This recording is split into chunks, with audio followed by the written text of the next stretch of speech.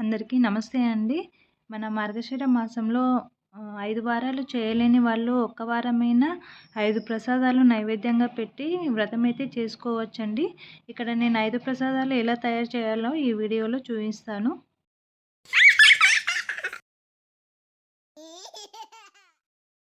ఇక్కడ ప్రసాదాల్లోకెల్లా మొదటి వారము పులగం నైవేద్యం పెడతారు.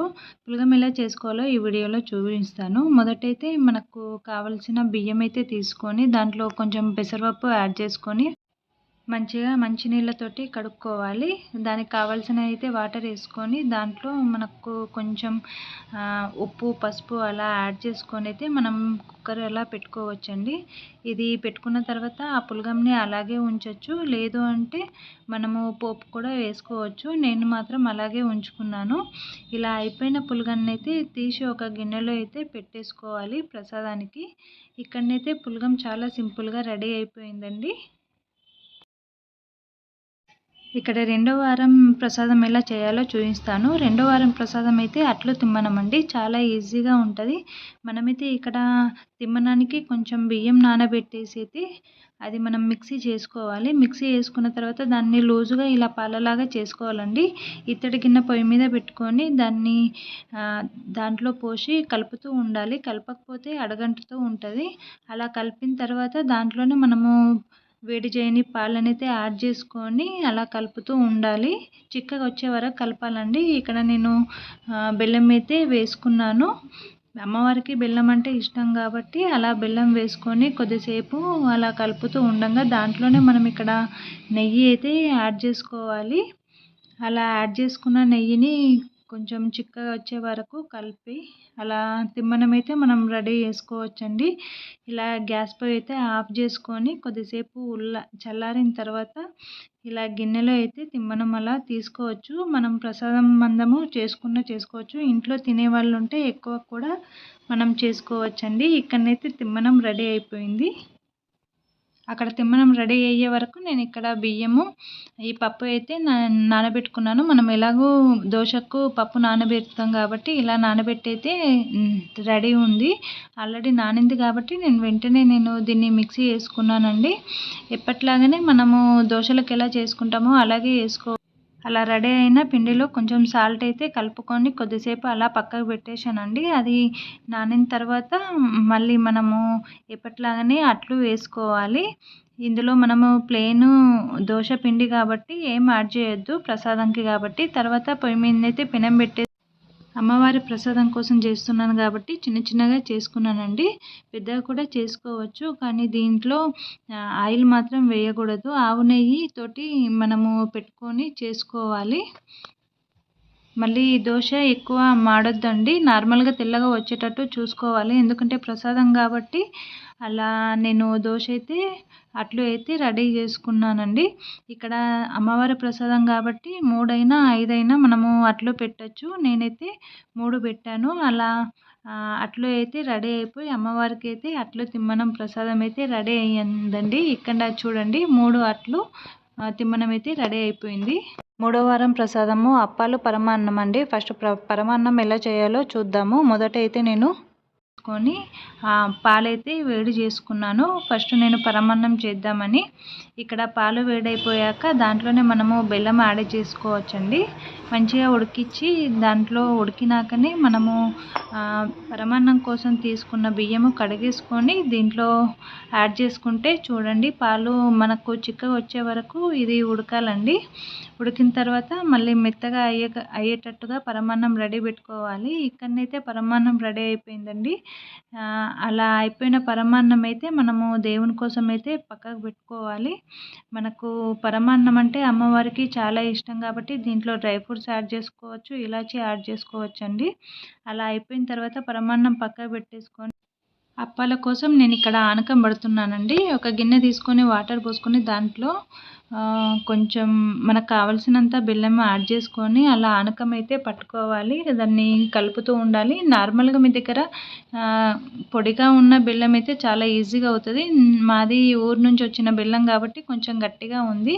అలా అయిపోయిన పానకానికి ఇక్కడ నేను గోధుమ పిండి అయితే యాడ్ చేసుకొని అప్పల్లాగా దాన్ని కలుపుతూ ఉన్నానండి. చేయితోటి కూడా కలుపుకోవచ్చు. మనకు గోధుమ పిండి ఎలా కలుపుకుంటామో అలా గట్టిగా కలుపుకొని రెడీ పెట్టుకోవాలండి. మనము చపాతీ ఎలా చేసుకుంటామో అలా చేసుకుంటే అప్పాలు చేయడం చాలా ఈజీ అండి. ఇలా చపాతీలాగా చేసుకొని ఒక గ్లాస్ తోటి మనము రౌండ్ షేప్ వస్తుంది కాబట్టి అలా గ్లాస్ తోటి మన షేప్ వైజ్గా దాని మీద పెట్టేసుకుంటే ఇలా అప్పాలు అయితే చాలా ఈజీగా సింపుల్గా అవుతాయండి. చూడనీకి కూడా చాలా అందంగా ఉంటుంది. ఒకటే షేప్ ఉంటుంది. అలా నేను అప్పాలైతే ఈ విధంగా రెడీ చేసుకున్నాను. నార్మల్గా పూరీ మిషన్ మీద కూడా మనము అలా ప్రెస్ చేసుకోవచ్చండి. మనం ఇక్కడ దేవుని కోసం చేస్తున్నది ఏదైనా కానీ ఫ్రెష్దే ఉండాలండి. ఇక్కడ నేను ఆయిల్ అయితే తీసుకొని అప్పాలైతే నేను అలా కాలుస్తున్నాను. కాల్చడం అనేది మంచిగా కాలవాలా, అంతేగాని ఎక్కువ మరీ మాడకుండా అలా నార్మల్గా అప్పాలైతే నేను చేసుకున్నానండి. మనము దేవుని ప్రసాదము పెట్టేటప్పుడు బేసి సంఖ్యలో చూసుకొని పెట్టాలండి. 3 అయినా 5 అయినా. అలా నేను అప్పాలైతే రెడీ చేసుకున్నాను. మనము ఈ ప్రసాదాలు అనేది మార్గశిర మాసంలో 5 వారాలు చేయలేని వాళ్ళు ఒక్క వారమైనా పూజ చేసుకొని ఈ 5 ప్రసాదాలు ఒక్కరోజు చేసుకొని అమ్మవారికి సమర్పిస్తే 5 వారాలు చేసిన ఫలితం దక్కుతుందండి. అందుకే ఈ వీడియోలో నేను ఒక వీడియోలోనే మీకు 5 ప్రసాదాలు ఎలా చేయాలో అనేది పూర్తిగా వివరాలు ఇచ్చాను. చూడండి, ఇక్కడైతే అప్పాలైతే రెడీ అయిపోయాయి. అప్పాలు పరమాన్నము నేను ఇది నైవేద్యంగా సమర్పించానండి. మళ్ళీ 4వ వారం ప్రసాదం ఎలా చేయాలో ఈ వీడియోలో చూపిస్తాను. చిత్రాన్నం గారెలండి. ఇది 4వ వారం మనం అమ్మవారికి సమర్పించవచ్చు. మొదలైతే నేను ఈ చిత్రాన్నం చేస్తున్నాను. ఇక్కడ శనగపప్పు, రైసు అలా తీసుకొని కొంచెం ఉప్పు వేసుకొని అలా రైస్ కుక్కర్ అయితే పెట్టుకోవాలి. ఇక్కడ చూడండి, చిత్రాన్నంకి కావలసినట్టు మనకి ఇలా పప్పు కూడా ఉడికింది, అన్నం కూడా ఉడుకుతుంది. అలా చేతితోటి అయితే మంచిగా కలుపుకొని దాంట్లో అయినా సాల్ట్ వేసుకోవచ్చు, లేదు అంటే పోపులన్నా వేసుకోవచ్చండి. కొంచెం ఆయిల్ అయితే తీసుకొని దాంట్లో మనం పోపు గింజలు అవన్నీ వేసుకోవాలండి. ఇక్కడ మిరియాలు, టేస్ట్కి తగ్గట్టు మిరియాలు, ఎండుమిర్చి, కరివేపాకు, శనగపప్పు అలా అన్నీ వేసుకున్నాను. కొత్తిమీర అలా వేసుకొని కొద్దిసేపు అలా ఉడికాక నేను దీంట్లోనే రైస్ని యాడ్ చేశానండి. ఇది చాలా ఈజీగా ఉంటుంది. దీంట్లో కొబ్బరి పొడి కూడా యాడ్ చేయాలండి చిత్రాన్నంలో. ఇలా అయినా వేసుకోవచ్చు, లేదు అంటే అన్నం ఉడికినాక కూడా డైరెక్ట్గా పోపు వేసుకోవచ్చండి. ఇలా అయిపోయిన చిత్రాన్నాన్ని అయితే నేను ఇలా గిన్నెలో అయితే తీసుకున్నాను అమ్మవారి కోసము.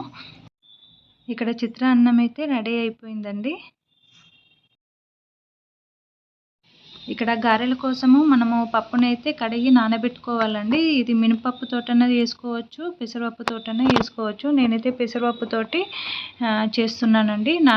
కొద్దిసేపు నానబెట్టిన తర్వాత అవి నానినాక ఇలా మిక్సీ చేసుకోవాలండి.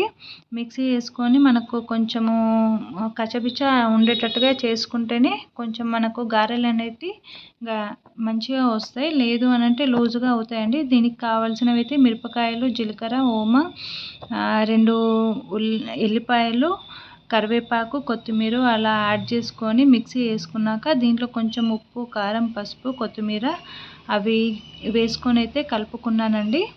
మనము అమ్మవారికి ఇది 4వ వారము సమర్పించే ప్రసాదం కాబట్టి మనము కొంచెమైనా అమ్మవారి కోసము మనము చేసుకోవాలండి.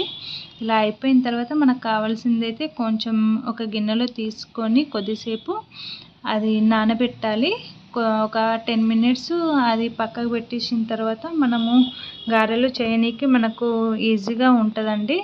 అలా ఇక్కడ గారెల పిండి అయితే రెడీ పెట్టుకున్నాను. వెంటనే పొయ్యి మీద ఒక గిన్నె పెట్టుకొని దాంట్లో కావాల్సిన ఆయిల్ పోసుకొని అయితే ఇలా చేయి మీదన్నా చేసుకోవచ్చు, కవర్ మీద కూడా మనం ఆయిల్ పెట్టుకొనన్నా గారెలు వేసుకోవచ్చండి. ఇలా నేనైతే అమ్మవారి కోసము గారెలు అయితే రెడీ చేసుకున్నాను.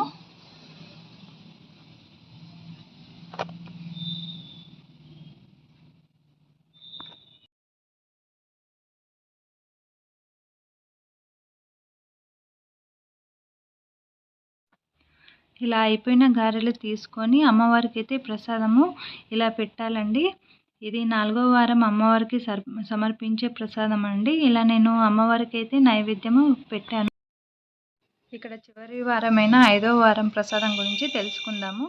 ఇక్కడ పూర్ణ బూరెలు అనంటూ ఇది 2 పద్ధతిలో కూడా మనం చేసుకోవచ్చండి. మొదటైతే నేను ఇక్కడ 3 గ్లాసులు బియ్యం తీసుకొని, 1 గ్లాసు ఈ పప్పు తీసుకొని అలా నేను కడిగేసుకొని అయితే రాత్రంతా నానబెట్టుకున్నాను. మార్నింగ్ లేవగానే ఫ్రెష్ అప్ అయిపోయాక ఇలా పిండి అయితే రుబ్బుకున్నానండి. చివరి వారంలో మనము పూర్ణ బూరెలు అనేది అమ్మవారికి ఇష్టం కాబట్టి ఇలా శనగపప్పుతోటి మనము బూరెలు అనేది చేస్తాము. మనకు ప్రసాదం కోసమే నేను ఇక్కడ శనగపప్పుని తీసుకొని మంచిగా కడిగేసుకొని ఇక్కడ ప్రెషర్ కుక్కర్ అయితే పెట్టుకున్నానండి. అది అయిపోయే వరకు ఇక్కడ నేను రాత్రి నానబెట్టిన బియ్యము పప్పుని దోసపిండిలాగా రుబ్బుకొని మిక్సీ వేసుకొని అయితే నేను పెట్టుకున్నాను. కావలసిన బూరెలకు కావలసిన పిండి అయితే నేను ఒక గిన్నెలో తీసేసుకొని ఆనకం కోసము బెల్లం అయితే నేను ఇలా ఆనకం చేస్తున్నాను. తర్వాత ఉడికిన శనగపప్పుకైతే ఆనకముని యాడ్ చేసుకొని కొద్దిసేపు కలుపుకున్నానండి. నార్మల్గా పప్పు కొంచెం గట్టిగా ఉడకాల్సింది, వాటర్ ఎక్కువ అయ్యేసరికి మెత్తగా అయిపోయింది కాబట్టి మనము దీన్ని ఇలా మెత్తగైన శనగపప్పుని కూడా కొద్దిసేపు మనం పొయ్యి మీదనే ఉడకబెట్టచ్చు. లేదు అంటే ఒక బట్ట వేసి అన్నా కానీ దాంట్లో మనము ఆరబెట్టుకోవచ్చండి. ఇక నేనైతే కొంచెం లూజ్ అయింది కాబట్టి ఆనకం పోసిన తర్వాత ఇలా బట్ట అయితే నేను బట్ట మీద ఆరేసుకున్న ఈ శనగపిండిని అయితే ఇలా ముద్దలులాగా చేసుకున్నానండి. ఇలా అయినా చేసుకోవచ్చు. ఇలా అయిపోయిన ముద్దల్ని ఇలా తీసుకొని మనము గోధుమ పిండి తడుపుకొని బూరెలు అంటారు తెలంగాణలో, బూరెల్లాగా కూడా మనము చేసుకొని అమ్మవారికి సమర్పించవచ్చు.